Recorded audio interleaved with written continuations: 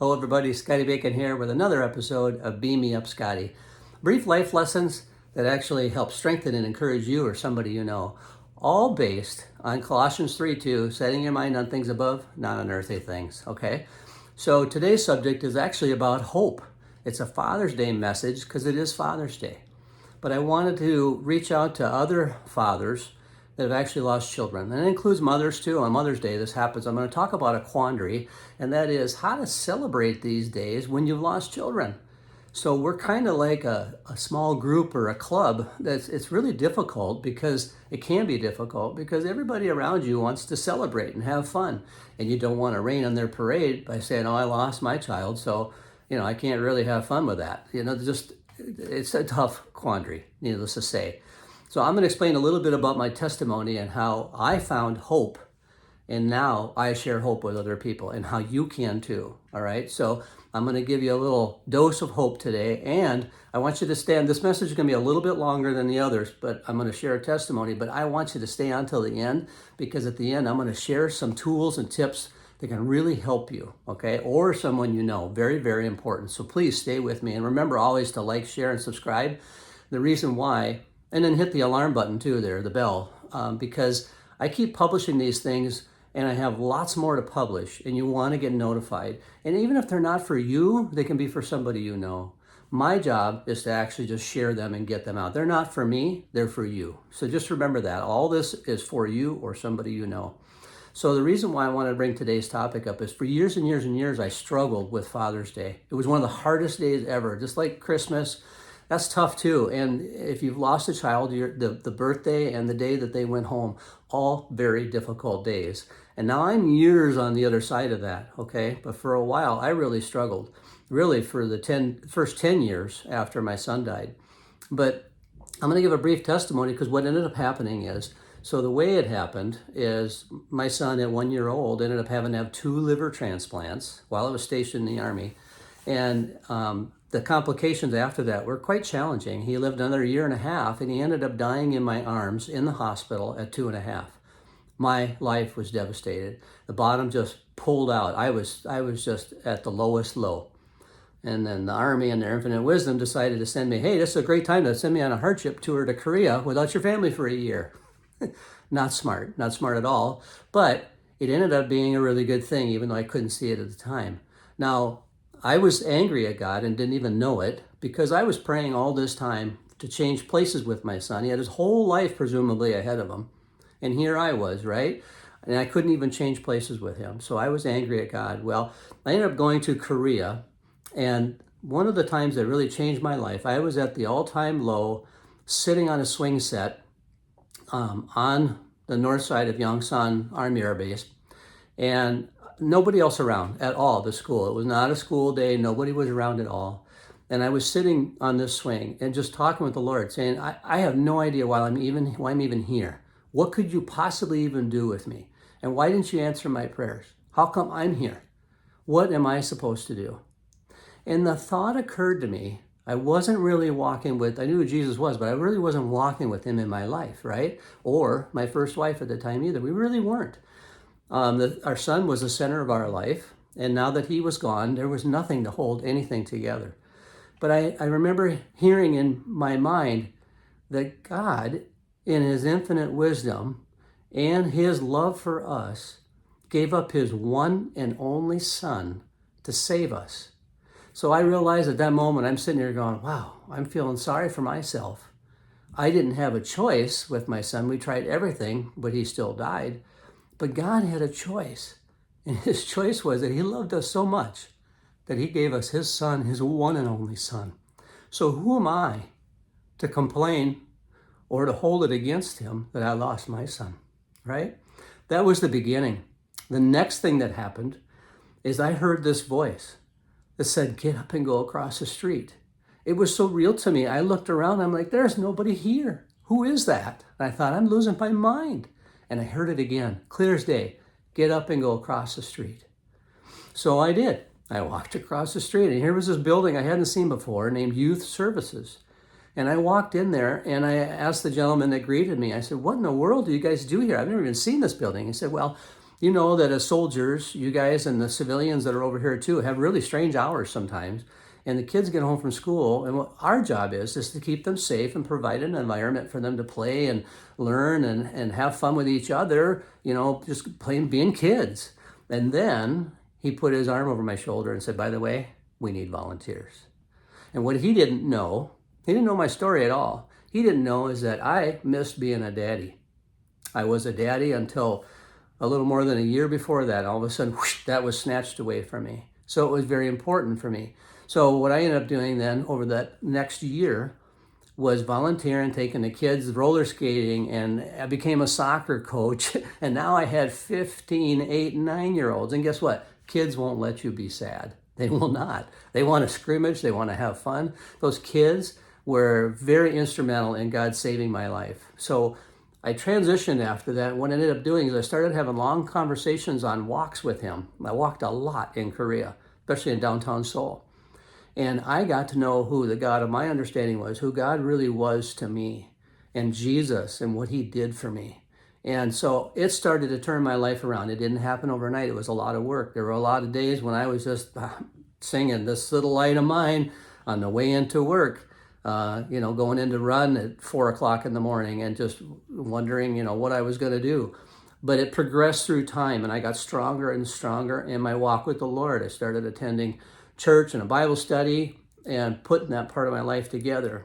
And you fast forward now to when I actually went back stateside another couple of years and ended up leaving the military, because I really couldn't tell anybody about this secret I had, right, about losing my child, because subordinates, anybody in my control, they'd look at me different. It really wasn't a wise thing to do. And then my superiors, it could be weakness in the military too. So I just kept it all inside. And then families, the last thing you want to do is to rain on somebody's parade, right? Because that's a parent's worst fear. So you feel like, I got this all inside, I can't share it.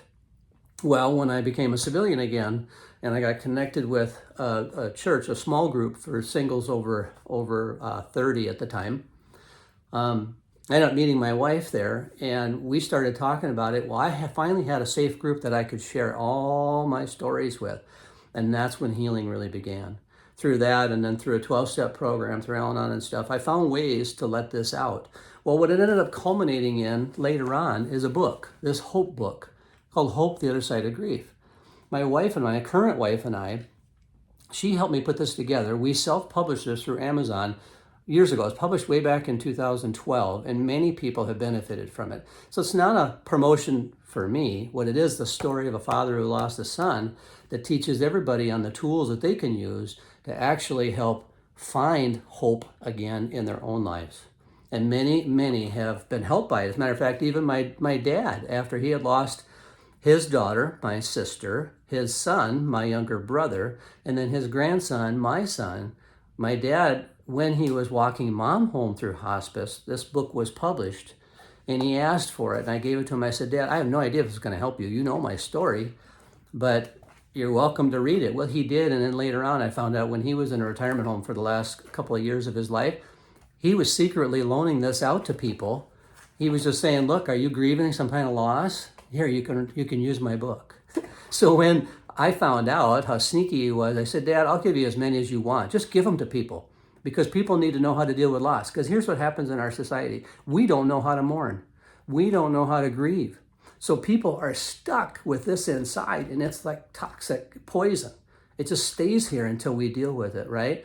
And especially as guys, we got to be tough, buck up, right? Well, that's not the truth. We got to be able to let it out, all right? Even at my own son's funeral, I finally realized halfway through it that I could cry because my son was in that casket right in front of me. And I didn't care about all the military brass that was there. I started crying, because that's the truth, is that our culture doesn't teach us that. So you need to learn it. And this can help with the tools, not just you or anybody that you know that has lost a child. Man or woman, doesn't matter. This book helps, okay? And I'm going to put a link in it in the comments down below so that you can actually go find it. If you can't find it, if you don't see that link, just drop it in the comments, drop a note in there. It says, I want the Hope book. There are other books named similar, so you got to look for the one that looks like this. It's called Hope, the Other Side of Grief. And you're going to see Scott A. Bacon on it, all right? This is the one. And really what it is it's a handbook. There's actually work to do in it. each chapter. So there's some processing, and you got to write it. You got to get it out. You got to let this stuff out and process it. So it's a working handbook. That's what makes a difference. If you just read a book in a day or two, you're going to forget half of it. But if you keep going back to this and writing in it and journaling and pouring this stuff out, you're gonna feel the benefits. You're really gonna remember it. You're gonna retain it. And this has been years ago now. And today it's actually culminated in my wife and I. We actually published a whole grief recovery group program that we've helped hundreds and hundreds and hundreds of people walk through loss. It doesn't matter what kind of loss. But today I'm primarily speaking with fathers, because the fathers that have lost kids are usually left behind. In all honesty, it's like picking up a soldier that's left behind. We understand that. So these men, you men out there that are soldiers that have lost kids, or if you know anybody that has, we're policing you up today, because Father's Day is going to turn around and provide hope for you now in the future. All right. So, but it's very important, and there's a lot of people around us when you don't even realize it. So today I'm talking to a customer service rep in a call center, and just in regular conversation, I had somehow ended up mentioning that I had lost my son, and he stopped what he was doing. He said, "That's really interesting that you mentioned that. I did too. I lost my son, 17 years old. I lost him last April." And so we started bonding. This is just somebody I had met over the phone. So when you become kind of equipped with hope, God will use that to help other people. I'm only here today because he helped me and met me when I was at the end of my rope. And I mean the absolute end of my rope. And now he works through me to help other people. It's not about me at all. It's about helping people. And guess what? You get healed when you give away what you have. God gives you more when you give away. So I encourage you. And here's my challenge to you, okay? And I mentioned that this whole book, if you've lost, I want you to get this and get one for your spouse if you're married, or if you know anybody, right? But here's my challenge. If it's a friend of yours that's lost, get two. And here's the challenge. You give them one, and you agree, you promise to read a copy alongside of them, so that you can have conversations with them, and you set the dates for coffee or whatever, either after every chapter or periodically or every week or when they're done reading it, whatever it is, because now you can start to understand part of what they're going through, part of what they're feeling, okay? It's not going to be exact. Everybody's different, but a lot of the emotions are the same, and they're locked up. So as they read and you read, guess what? You're going to be a super friend to that person, and God is going to richly reward you for doing it. I'm serious. This is spoken by somebody who didn't have anybody to talk to about this and for years and years and years. So I get it. I understand it. So you can break that chain by helping your friend do this, all right? It still makes me emotional because it's such a dear and dear subject. So even though this is a longer message, I thank you for sticking with to the end. Make sure you do that. And again, like, share, and subscribe, because there's lots of these messages. I've already started recording them. I'm going to binge record a lot more of them. So agree to binge watch them with me. They're all life lessons that God wants to share with people, and he's just using me as a tool. So this is a very, very important one. I appreciate you listening to this. And just think about your friends and how much this could really help them, all right? And by the way, I do read all the comments, so feel free to comment too in there. And there's lots more of these messages coming. So remember to go get your Hope book. If you got a friend, get two, all right? It's called Hope, the Other Side of Grief, and it's by Scott A. Bacon, all right? So remember, we are blessed to be a blessing to those around us. And this is Scotty Bacon for now, signing off.